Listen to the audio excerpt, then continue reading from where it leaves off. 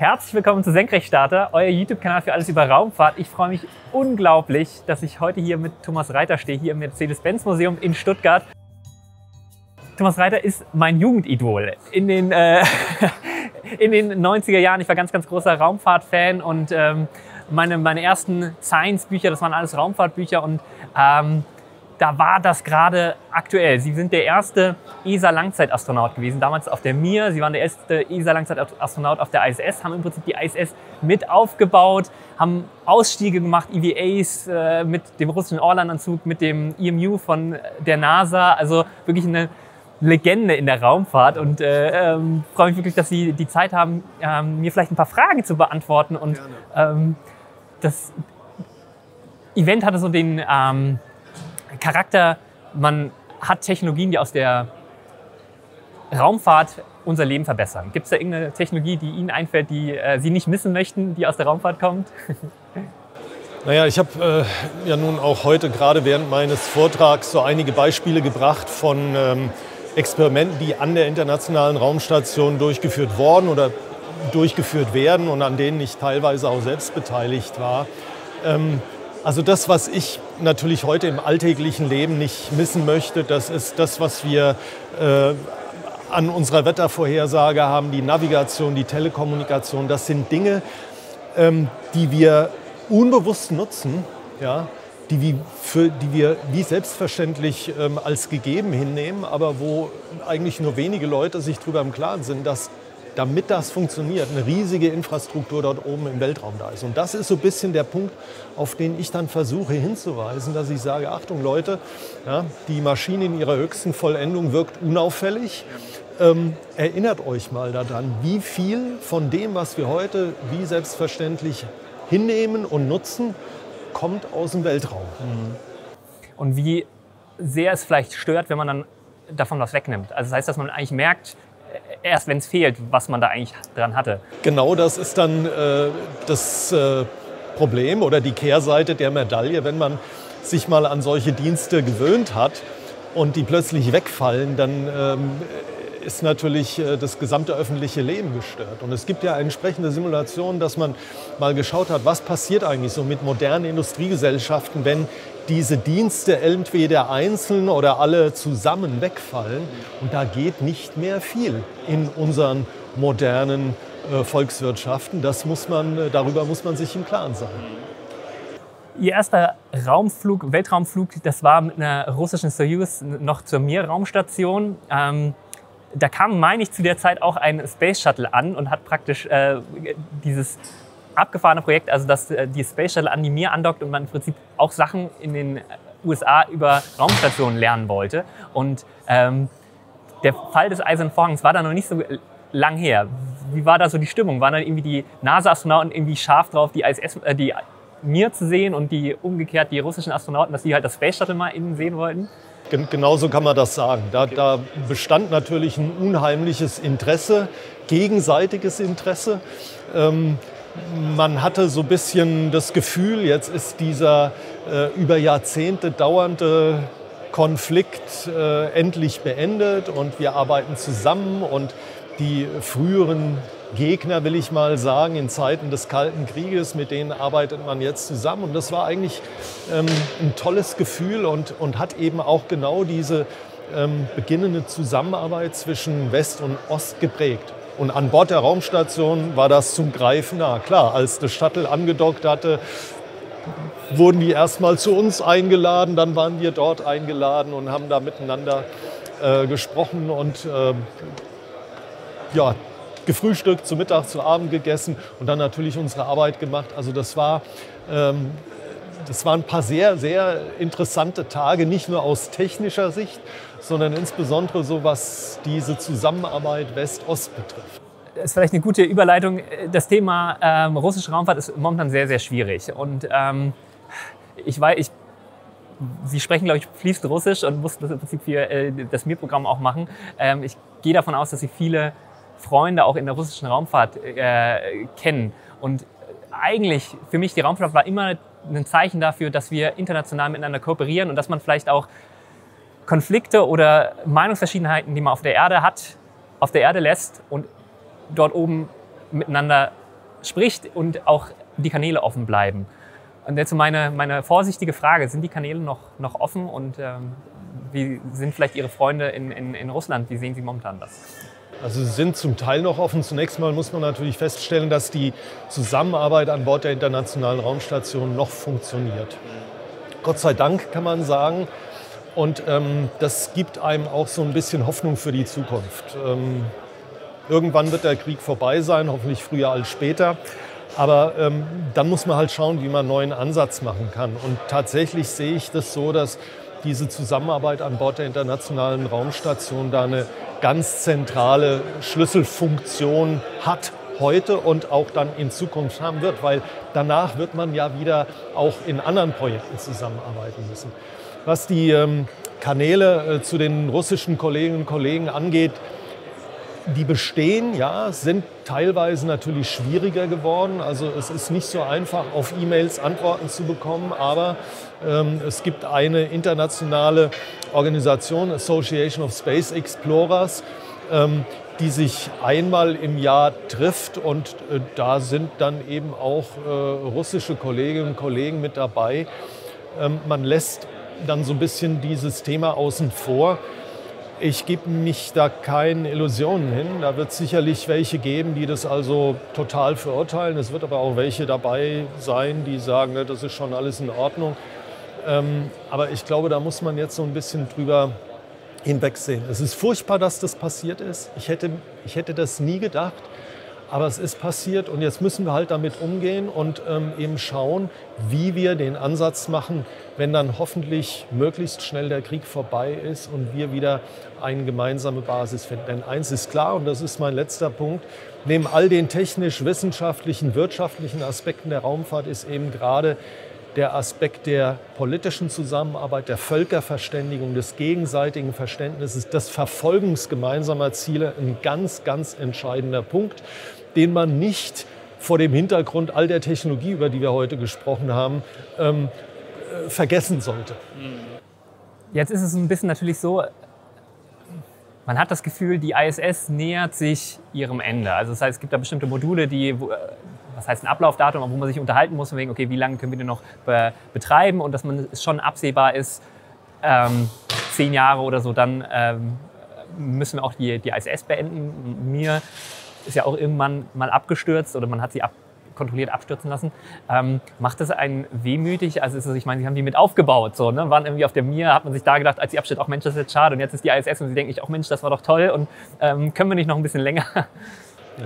Ja, das macht einen natürlich ein bisschen wehmütig. Ich habe den Moment, als die Mir-Station dann in der Atmosphäre verglüht ist, noch gut in Erinnerung.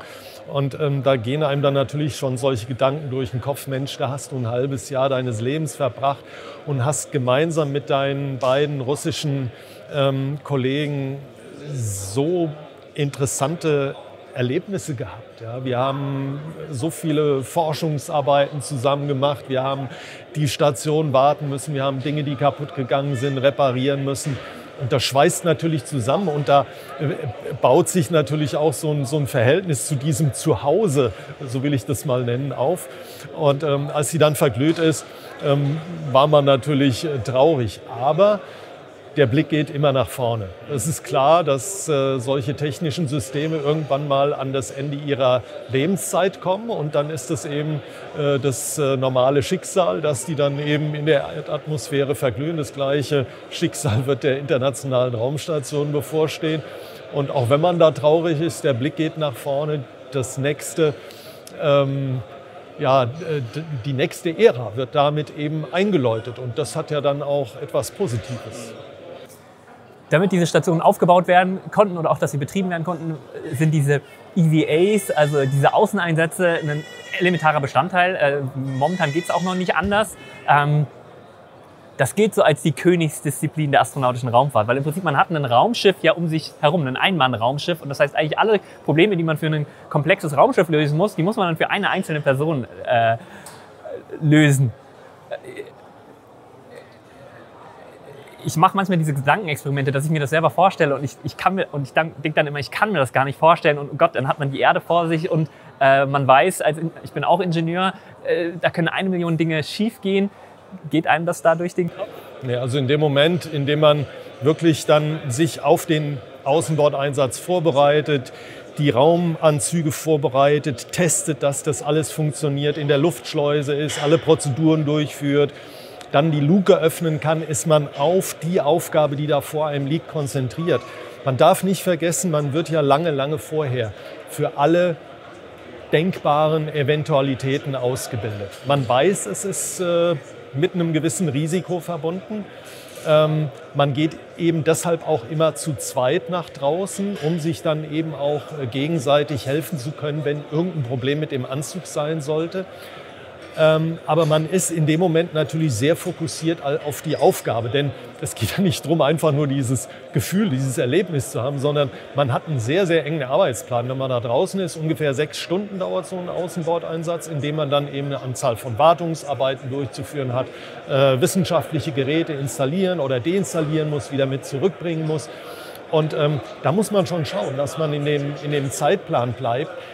Und ich muss mal das so sagen, Gott sei Dank sind dann mal zwischendurch immer mal Minuten oder mal 1 Minute oder auch nur Sekunden, wo man mal durchatmen kann und für einen Moment so den Schritt zurücknehmen kann, gedanklich gesprochen, von der Arbeit und einfach nur diese Umgebung auf sich wirken lassen kann. Und das ist absolut überwältigend. Also ich ringe immer nach Worten, wenn ich versuche, das zu beschreiben, weil es einfach, es gibt keinen Vergleich dafür. Ja, Sie haben das in Ihrer Frage schon so ein bisschen angedeutet, man schwebt über die Kontinente mit dieser Wahnsinnsgeschwindigkeit, man hat einen Blick in den Sternenhimmel und man ist eben draußen. Der Sichtwinkel ist ja viel weiter, als wenn man von innen durch diese Luken gewissermaßen schaut. Und diese Momente versucht man, so gut es geht, in sich aufzusaugen. Dann geht es aber auch gleich wieder zurück an die Arbeit, weil der Zeitplan drängt und man muss schauen, dass man das alles präzise und richtig macht. Und wenn man dann nach 6 Stunden wieder drin ist und erstmal alle wichtigen Handgriffe erledigt hat, der Anzug muss dann unmittelbar danach wieder gewartet werden und vorbereitet werden für die nächsten Außenbordeinsätze. Und dann kommt irgendwann der Moment, wo man dann so ein bisschen entspannen kann, was trinken kann. Dann schaut man aus dem Fenster und sagt sich, Mensch, warst du wirklich da draußen? Abgefahren. Ich hatte das große Glück, dass ich mit Ihrem Kollegen Alexander Gerst vor 2 Wochen im Zero-G-Flieger war und dieses Gefühl der Schwerelosigkeit wenigstens für ein paar Sekunden genießen konnte. Und das war für mich ein Gefühl, das ich so noch nicht kannte. Also man denkt, man versteht das und so weiter und es war trotzdem erhebendes Gefühl und es war unglaublich und man wird fast süchtig danach. Und dementsprechend stelle ich mir vor, dass EVA und im Weltraum sein nochmal Next Level ist. Und es sind unheimlich schöne Erzählungen, wenn man davon hört. Jetzt gibt es durch die Kommerzialisierung der Raumfahrt auch die Bestrebung, dass es diese Außenbordeinsätze, dass das privatwirtschaftlich organisiert wird oder entwickelt wird. SpaceX möchte mit dem Polaris-Programm so eine EVA durchführen. Was man so bisher hört, ist es dann wahrscheinlich mit einem Tether, also ähnlich sowas, wie man zu Gemini-Zeiten gemacht hat. Wenn Sie davon hören, halten Sie das für eine gute Idee oder denken Sie, das ist vielleicht Sachen, die man doch eher bei den Agenturen behalten sollte und wo irgendwie... Also ich sehe das wie folgt, übrigens in Analogie auch zu der Entwicklung von diesen neuen Trägerraketen. Nun wurde Elon Musk und Jeff Bezos wurden ja dafür kritisiert, dass sie da jetzt Touristen ins Weltall bringen, die zahlen da Millionen für so einen Flug. Und natürlich muss man sagen, das ist nicht das Ziel der Raumfahrt. Aber einen Punkt muss man wirklich herausstellen, das ist, dass beide mit privatem Geld Raumfahrttechnologien entwickelt haben, die letztendlich heute dazu führen, dass die Raumfahrt billiger geworden ist. Also dass der Start in den Weltraum billiger geworden ist. Und im gleichen Kontext sehe ich dann auch solche Aktivitäten mit Außenbordeinsätzen. Die Entwicklung von so einem Anzug für Außenbordeinsätze ist immer noch extrem teuer. Ja, also ich kann Ihnen jetzt keine konkrete Zahl sagen, aber das geht bestimmt in die Millionen, so einen Anzug zu entwickeln und dann den zu bauen. Also der amerikanische Anzug EMU, der ist ja für viele, viele Einsätze entwickelt worden. Der muss dann auch in bestimmten Zeitabständen auch mal wieder am Boden komplett general überholt werden. Und es ist richtig, das sind im Prinzip wie so kleine personalisierte Raumschiffe, die einen da umgeben. Und wenn es denen gelingt, mit dieser Initiative diese Entwicklung für solche Raumanzüge günstiger zu machen, ohne dass das auf deren Zuverlässigkeit schlägt, also dass die dann plötzlich nicht mehr so zuverlässig sind, dann ist es erstmal eine gute Entwicklung. Ob das dann irgendwann mal für Tourismus eine Rolle spielt, ja, von mir aus gerne. Ich sehe an allererster Stelle wirklich das, was die mit privatem Kapital an Entwicklungsarbeit jetzt machen. Und die könnten sie auch nicht machen, ohne dass es solche Vorläufer wie eben in Russland den Orlan-Raumanzug oder eben bei der NASA die EMU gegeben hätte. Ich meine, ich glaube, der XEMU, also der praktisch für den Mond entwickelt wurde, der wurde jetzt auch privatwirtschaftlich ausgeschrieben, aber die NASA hat, bis sie das ausgeschrieben hat, schon über 1 Milliarde praktisch in die Entwicklung dieses Anzugs reingemacht. Und der war noch weit davon entfernt, dass er auf dem Mond hätte getragen werden können. Und das macht einem, glaube ich, so ein bisschen, gibt einem ein Gefühl, wie teuer diese Entwicklung dieser Anzüge sind. Kommerzialisierung haben wir jetzt schon öfter heute auch hier in dem Panel gehört und auch uns heute hier schon in dem Interview darüber unterhalten. Tatsächlich hat die NASA auch als Ziel ausgegeben, dass der ISS-Nachfolger, dass das eine kommerzielle Station wird. Und das ist ja schon irgendwo ein großer Hammer eigentlich. Und ich habe da natürlich irgendwie meine YouTuber-Sicht. Ich stecke nicht in den Agenturen so tief drin oder in den politischen Programmen, dass ich weiß, wie lange hat sich denn sowas abgezeichnet. Aber aktuell wirkt es so ein bisschen, dass wir in Europa aufgeschreckt sind, dass da diese Entwicklungen schneller gehen können, als man das gedacht hat und dass man uns Europäer da gar nicht mehr so richtig braucht. Und wie wäre Ihre Einschätzung dazu? Also diesen Eindruck habe ich nicht. Dieser Trend, der ist uns schon seit langem bekannt. Also der überrascht uns nicht, denn wir sind ja mit der NASA im ISS-Programm sehr, sehr intensiv zusammen und haben über Weiterentwicklung gesprochen. Die Frage, wie lange kann man überhaupt die ISS betreiben, wo ein sehr intensiver Austausch stattfindet. Die Frage, wie lange können wir technisch überhaupt die Module betreiben. Und dann natürlich auch solche Fragen, was kommt denn eigentlich danach? Also überraschend tut uns diese Entwicklung nicht. Die Frage, ob jetzt wirklich nach der ISS es ausschließlich kommerzielle Raumstationen geben wird, das wird sich zeigen. Diesen Ansatz wird man in den USA vielleicht verfolgen, aber auch meine Kolleginnen und Kollegen bei der NASA machen sich natürlich, bei der ESA, meine Kolleginnen und Kollegen bei der ESA machen sich natürlich genauso Gedanken darüber, was kommt danach, was können wir in Europa danach machen, können wir tatsächlich die Industrie stärker einbinden. Ich bin ein bisschen vorsichtig mit dem Begriff Kommerzialisierung. Das würde ja bedeuten, dass wirklich die gesamte Entwicklung und der Betrieb ausschließlich mit privatem Kapital stattfindet und dann ein Kunde, egal ob das jetzt ein Pharmakonzern ist, irgendeine Firma, die an Materialien forscht oder eben ein institutioneller Kunde, ja, die Grundlagenforschung machen, die kommen hin und sagen, wir müssten da mal für 2 Wochen forschen und dann, das kostet so und so viel.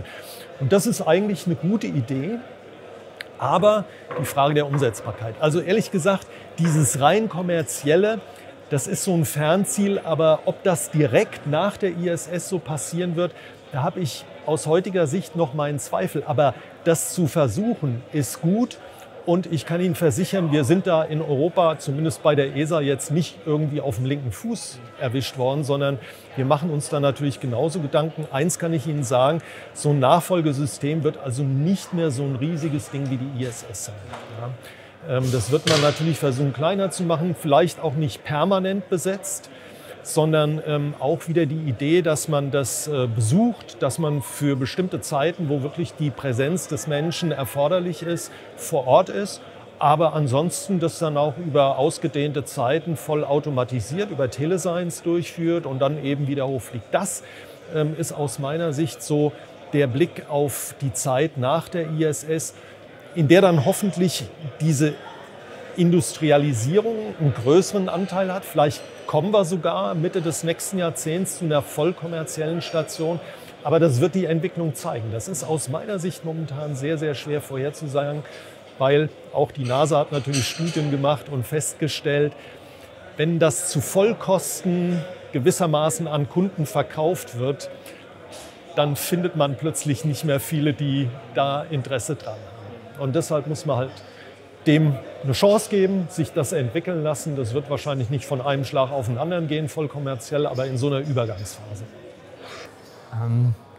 Im Zuge jetzt, ich sag mal, wir haben eine Launcher-Krise in Europa, aber diese Kommerzialisierung in der astronautischen Raumfahrt ist auch ein Punkt,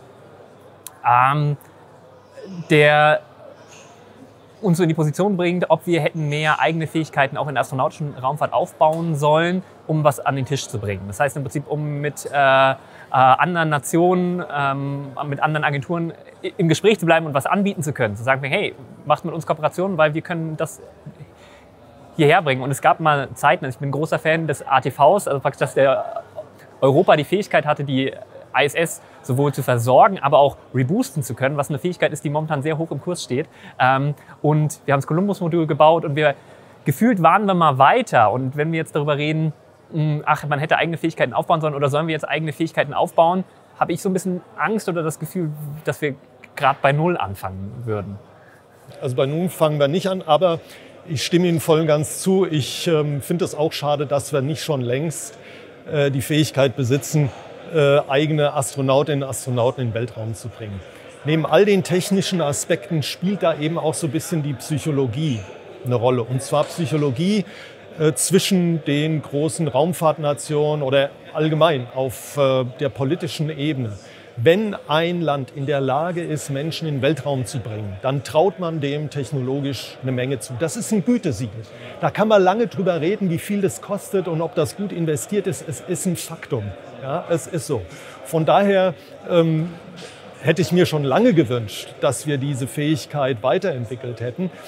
Und ehrlich gesagt, die Ariane 5 war ja mal dafür konzipiert, Menschen in den Weltraum zu bringen mit dem Hermes-Programm. Das wurde dann politisch abgesagt. Dann haben wir nochmal Ansätze gemacht, mehrere Ansätze mit ATV statt des Integrated Cargo Carriers, oben eine Kapsel draufzusetzen.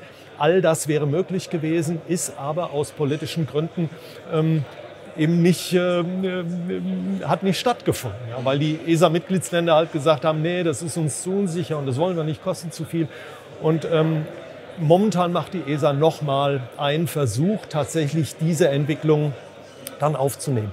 Wir fangen dann nicht bei Null an, weil all das, was wir jetzt aus dieser Zeit, angefangen von Ariane 5, ATV, ESM, ich kann Ihnen viele Beispiele nennen, wo wir wirklich Schlüsseltechnologien, die wir für den astronautischen Raumtransport benötigen, entwickelt haben. Docking-System ist ein gutes Beispiel. Wir haben in Europa ein Docking-System entwickelt, IBDM, International Berthing and Docking Mechanism. Ja, das braucht man ja auch. All diese Elemente müssen wir jetzt zusammenführen. In ein paar Bereichen müssen wir auch noch tatsächlich Technologien weiterentwickeln.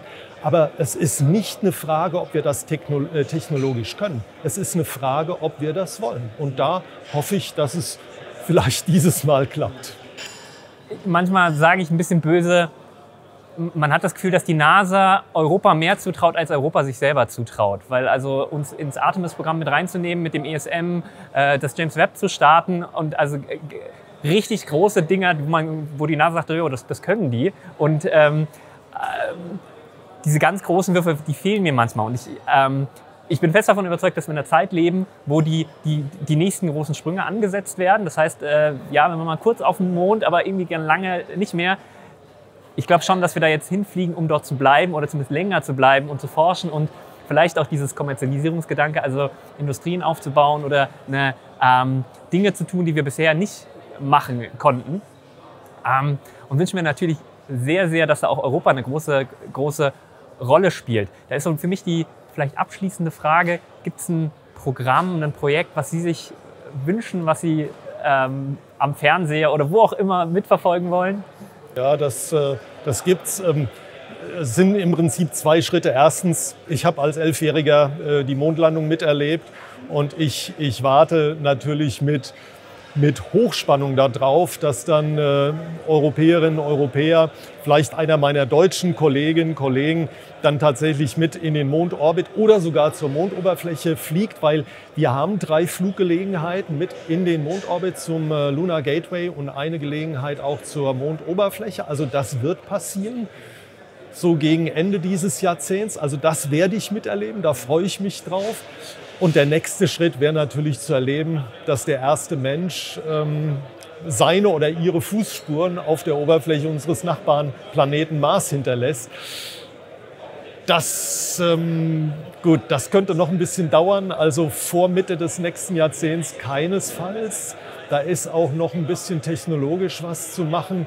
Ich habe aber keinen Zweifel, dass es irgendwie so in den nächsten Jahrzehnten passieren wird. Und das wäre dann natürlich das ultimative Erlebnis, das nochmal am Fernsehen dann miterleben zu können. Vielen, vielen Dank für dieses tolle Interview und gerade auch die inspirierenden Worte jetzt zum Schluss. Ich hoffe, euch hat es genauso gefallen und so viel Spaß gemacht wie mir. Das war ein unglaublich spannendes Interview. Ihr lebt in der Zeit, in der diese Dinge passieren. Ne? Wir wieder zum Mond fliegen und zum Mars und ganz viele Probleme erst noch gelöst werden müssen. Und das ist doch viel, viel geiler und spannender, sich über Gedanken zu machen und daran zu arbeiten, Probleme zu lösen und auf ein großes Ziel hinzuarbeiten, als vielleicht nachträglich in die Geschichtsbücher zu gucken und ja, und dann ist jemand auf dem Mond gelandet. Wir können da jetzt mitfiebern und können diese ganzen vielen Wege mitverfolgen und vielleicht auch mal sehen, wie was nicht klappt, und aber trotzdem dranbleiben. Und ich ziehe da unheimlich viel Motivation und unheimlich viel Energie raus und ich hoffe, ihr auch. Und dann bleibt mir nur noch Ihnen einen schönen Tag und eine schöne Heimfahrt zu wünschen. Vielen Dank. Ihnen auch alles Gute und alles Gute an die Zuhörerinnen und Zuhörer. Danke.